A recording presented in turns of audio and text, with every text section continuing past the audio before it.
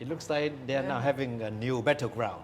Definitely a new battleground for North Korea and South Korea because the defectors have already sent a new set of leaflets to be sent to the borders, which has been sent already last night, which is around midnight, I guess. And Yeah. they actually chose a location which is the darkest so that the police cannot detect what they're actually doing. So it's pretty intense here because the defector group has sent a package of leaflets through a giant balloon.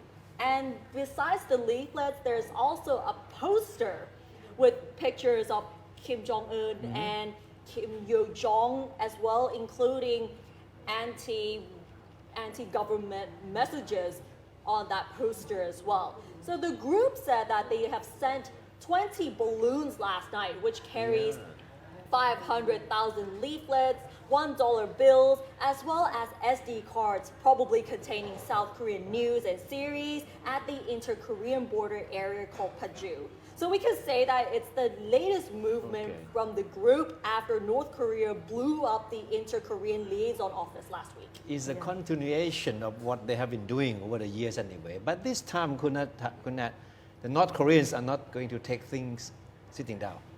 Definitely, because we can see that things are heating up as times go by.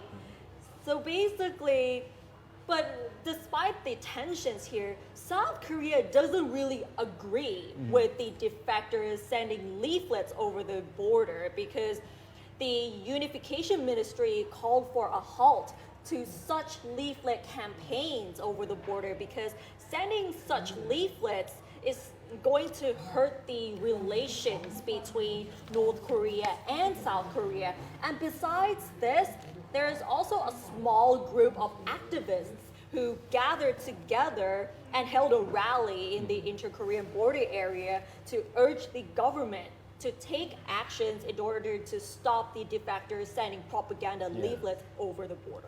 Because there are a lot of people, especially those living along the border areas, who are not happy with this kind of practice because many of the balloons that these defectors sent up the air didn't make it across the border and instead fell down on the houses of people in these villages along the border. And some of them fell like at one of the mountains as well. So I'm pretty sure that the activists were not happy with the movements. It's not only with the leaflet thingy, but it's also about the peaceful matters between the borders.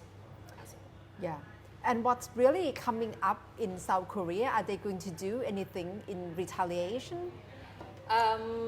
Not for South Korea, but North Korea did say that the angry citizens prepared around 12 million leaflets to send back to the South as a revenge to the leaflets that are from the defectors over the borders to North Korea.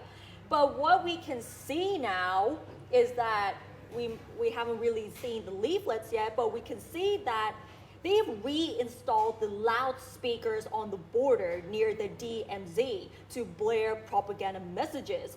So the loudspeakers were taken down earlier before since the two leaders from North Korea and South Korea signed an agreement back in 2018 to seize all hostile acts, which includes the propaganda leaflets.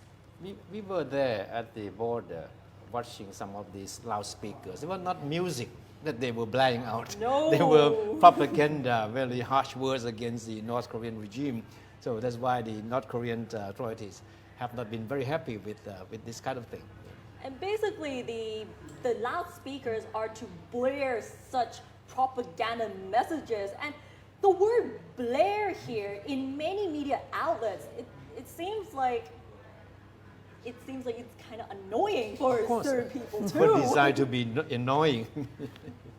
And what about South Korea itself? It still haven't been over with coronavirus. Are they facing second wave? Yes, they are facing a second wave already, and it has been confirmed that the second wave is already there in South Korea, particularly in the Seoul metropolitan area. So as of today, South Korea has 46 new cases of the virus, with 6 cases recorded in the capital city, which is Seoul, bringing a total of 12,484 cases nationwide. The mayor of Seoul also said that there is a possibility that they will have to return to strict social distancing as well as lockdowns.